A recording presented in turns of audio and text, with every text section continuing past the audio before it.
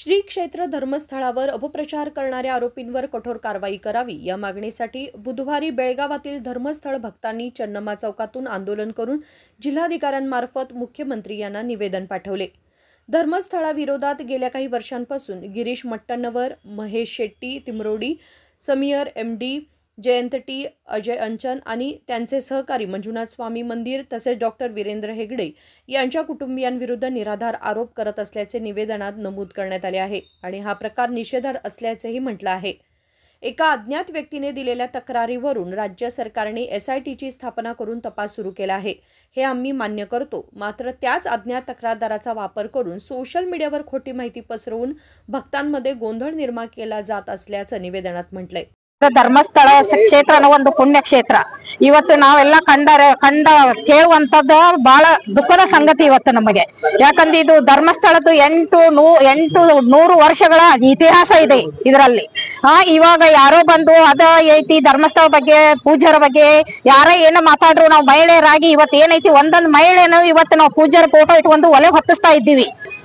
ಮಹಿಳೆಯರಿಗೆ ಅನುಕೂಲ ಆಗಿದೆ, ಹಾವು ಬೆಳಕೆ ರೈತರಿಗೆ ಅನುಕೂಲ ಆಗಿದೆ। ಈ ಸಂಘದಿಂದ ಸರ್ಕಾರನು ಮಾಡಲೇ ಇದ್ದಿದ್ದು ಇವತ್ತು ಧರ್ಮಸ್ಥಳದ ಅಜ್ಜನವರ ಪುಣ್ಯದಿಂದ ಇವತ್ತು ನಮ್ಮ ಮಹಿಳೆಯರಾಗ್ಲಿ ಪುರುಷರಿಗಾಗ್ಲಿ ಒಳ್ಳೆ ಉದ್ಯೋಗವನ್ನು ಹಾಗೂ ಒಳ್ಳೆ ಕೆಲಸಗಳನ್ನು ಧರ್ಮಸ್ಥಳ ಸಂಘದಿಂದ ಧರ್ಮಸ್ಥಳ ಪೂಜ್ಯರಿಂದ ಆಗ್ತಾ ಇದೆ।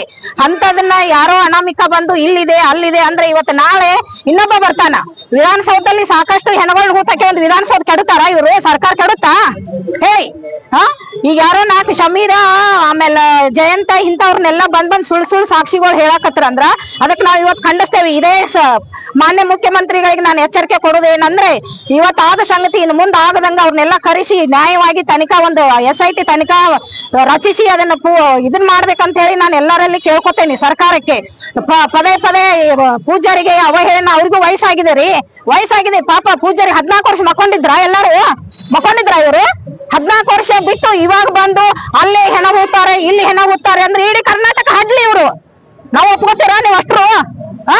ಯಾರೋ ಯೂಟ್ಯೂಬರ್ಸ್ ಬಂದು ಹಾಗೆ ಹೀಗೆ ಧರ್ಮಸ್ಥಳ ಅಲ್ಲ ಒಂದ್ ಎಷ್ಟೋ ವಿದ್ಯಾರ್ಥಿಗಳ ಜೀವನ ಆಗ್ತಾ ಇದೆ, ಎಷ್ಟೋ ಒಲೆಗಳು ಹೊತ್ತುತ್ತಾ ಇದೆ ಇವತ್ತು ಧರ್ಮಸ್ಥಳ ಇದರಿಂದ। ಯಾವುದೇ ಸರ್ಕಾರ ಆಗ್ಲಿ ಯಾವುದೇ ಇದಾಗ್ಲಿ ಯಾರೋ ಅದನ್ನ ಇದನ್ ಮಾಡಿಲ್ಲ, ಅಂತದನ್ನ ಪೂಜ್ಯರು ಇವತ್ತು ಮಾಡ್ಯಾರ ಅಂದ್ರೆ ನಮ್ಗೆ ಹೆಮ್ಮೆ ಆಗ್ಬೇಕು, ನಮ್ ಕರ್ನಾಟಕಕ್ಕೆ ಹೆಮ್ಮೆ ಆಗ್ಬೇಕ್ರಿ ಇದು। ಅದನ್ನ ಬಿಟ್ಟುಕೊಟ್ಟು ಅವ್ರು ಹಂಗೆ ಇವ್ರ ಹಿಂಗೆ ಏನೇ ಬರ್ಲಿ ಇವತ್ತು ನಾನು ಮಹಿಳಾ ಪರವಾಗಿ ಹೇಳ್ತಾ ಇದ್ದೀನಿ। ಇವತ್ತೇ ಇದು DC ಅವರಿಗೆ ನನಗೆ ಕೇಳ್ಕೊಳ್ಳೋದು ಇಷ್ಟೇ, ಇನ್ನು ಮುಂದೆ ಏನ್ರ ಆದ್ರೆ ನಾವು 1 ಲಕ್ಷ ಮಹಿಳೆಯರನ್ನ ಸೇರಿಸಿ ಇಲ್ಲೇ ನಾವು ಜೀವ ಕೊಡಕ್ಕೆ ಪೂಜ್ಯರಿಗೆ ರೆಡಿ ಇದ್ದೇವಂತೆ। ಪೂಜ್ಯರಿಗೆ ರೆಡಿ ಇದ್ದೇವೆ, ನಾವು ಜೀವ ಕೊಡ್ತೇವೆ ಇವತ್ತು। ಯಾಕಂದ್ರೆ ಅವ್ರು ನಾನು 40 ವರ್ಷದಿಂದ ನೋಡ್ತಾ ಇದ್ದೀನಿ ಧರ್ಮಸ್ಥಳ ಪೂಜ್ಯರು ಹೆಂಗೆ ಏನೇ ಇವತ್ತು ಎಷ್ಟೋ ಸಾವಿರಾರು ಕುಟುಂಬಗಳು ಅವರಿಂದ ಒಲೆ ಹೊತ್ತುತ್ತಾ ಇದ್ದಾವೆ। ಅಂತ ಕುಂತ್ಕೊಂಡು ಅನಾಮಿಕ ಬಂದ ಅದನ್ನ ಹಡ್ರಿ ಇದನ್ನ ಹಡ್ರಿ ಸಿಗ್ಬೇಕಾಗಿತ್ತಲ್ಲ, ಸಿಗ್ಬೇಕಾಗಿಲ್ಲ, ಯಾಕೆ ಸಿಕ್ಕಿಲ್ಲ ಅದು?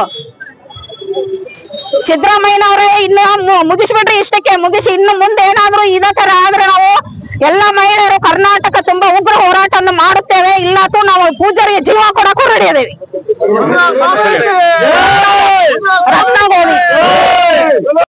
सोशल मीडियावर खोटी माहिती पसरवणाऱ्यांवर कारवाई करावी, अन्यथा राज्यभर आंदोलन छेडण्यात येईल असा इशाराही निवेदनात देण्यात आलाय। संकल्प शिंदे, KMM मराठी, बेळगाव।